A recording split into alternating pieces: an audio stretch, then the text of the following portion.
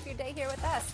The Celtics hold off the Mavericks, one win away from their 18th NBA title. Jason Tatum scored 31, Jaylen Brown had 30, and the Celtics held up a furious Dallas rally to win 106-99 and go up 3-0 in the NBA Finals. The Mavs' Luka fouled out with 4:12 remaining. Here's Perk with a strong take about Luka's performance. Luka off the game. He drained his team emotionally. Even J. Kidd, it started from the tip, the complaining, every damn possession down, the falling on the floor, right? Strong take right there. He wet the bed at the crib. Brian Windhorst back here with us and CJ McCollum here in studio. CJ, I'll start with you.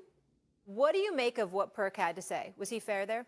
I think a lot of what he said was true. I think the delivery was a little harsh in terms of saying it was the worst career playoff game Luka has ever played in. But I think a lot of validity is there in terms of the effort not seeming to be there consistently, defensively having some lapses where I think the injury, the workload, him being the number one option for so long, facing double teams, I think all those things kind of factored into his lack of focus or lack of energy. He did have a couple fouls that he shouldn't have gotten, trying to swipe at the ball after a missed shot, a foul in Peyton Pritchard at 40 feet away from the basket. Those are the fouls that you can't have. I don't mind the fifth foul on him guarding Jaylen Brown. I don't mind the foul that he got on Jaylen Brown. That was number 6. Those shouldn't have been fouls 5 and 6. Those should have been fouls 2, 3, 3, 4. But I think the moral of the story is Luka is so great. We expect more from him on the defensive end in terms of his effort. He's not going to just get stops all the time. This is a hard league to get stops in, but the effort has to be there. You have to force tough twos. You got to dig down and really show that you care on both sides of the ball. And I think historically, he's been so great offensively that none of these lapses have mattered. Now it's at the highest stage, so it's more magnified. Wendy?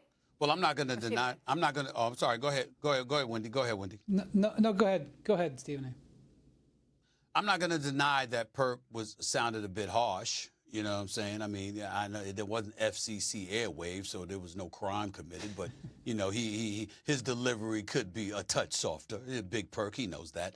But here's the deal: that was frustration seeping out of him, and the frustration was justified.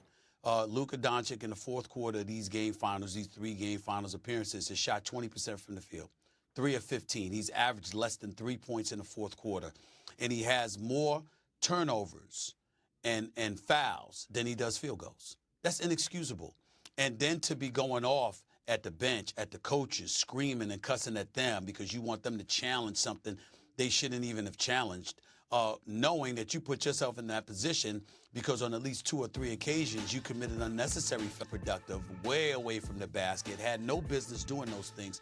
He put himself in that position. And I think for me, CJ and Wendy, and I said this earlier, CJ, before you came on, I don't think people are speaking enough about how Luka messed up the game for Kyrie.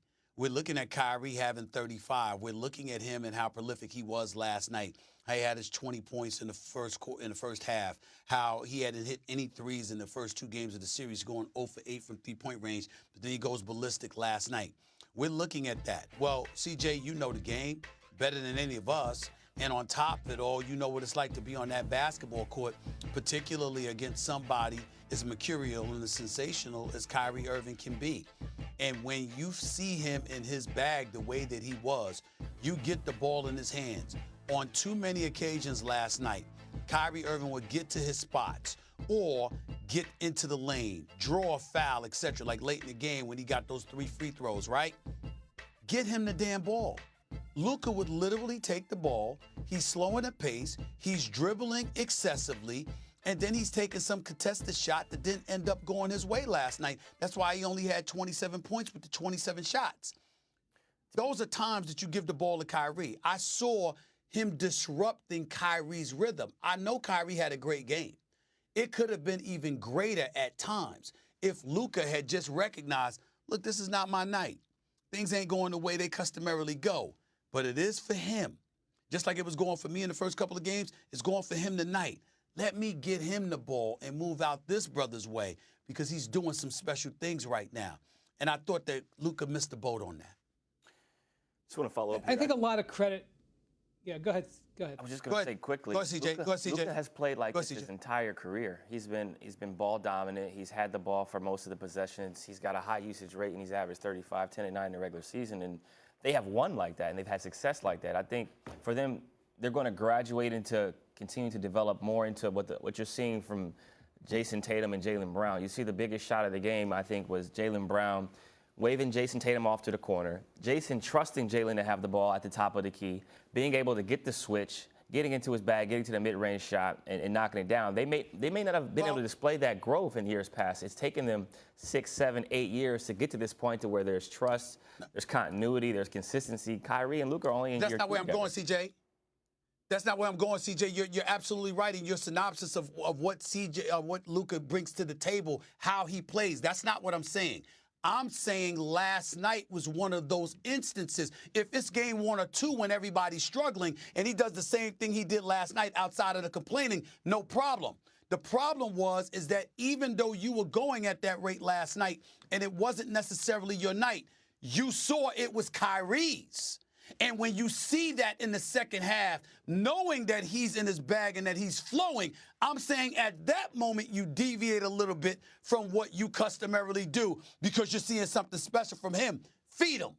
Move out the way. I know that's abnormal.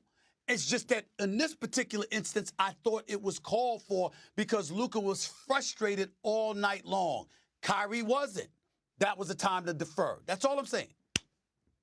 I think it's a combination of things. I think the Celtics, what they're doing to the Mavericks is unnerving them. I think the way Luka was reacting with the officials and the frustration he wasn't getting the calls is largely a result of what the Celtics have got in their game plan, which is to relentlessly attack him defensively. And it's harder. I know that happens in every game, but the reason it's harder in this series is because Luka can't find a player to rest on. There's no weak link in their offensive set that he can not have to worry about. Even last night, Sam Hauser. They put Luka on Sam Hauser because they thought at one point, well, that's the weak link. We don't have to worry about him. Sam Hauser's hitting threes over the top of his head when he's standing still. So part of what's going on here is that the Celtics are such a complete team with such a tight game plan that they are blasting open the weaknesses in the Mavericks. And just like they blasted open the weaknesses in every team they played this year. They are 79-20 when you include the regular season and the postseason.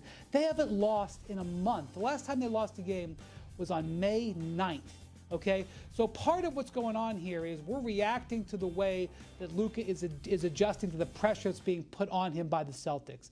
And that's why I think that moving forward, and that starts in Game 4 and even into the future seasons, what Luka needs to be doing today is getting past the anger or frustration he's got with the officials, getting past the anger or frustration he's at with the shots he's getting, and paying attention to what the Celtics are doing to get to him, and beginning to change the way he plays so that when this happens again, whether it's next year or 2 years from now, when he gets here, he's more prepared.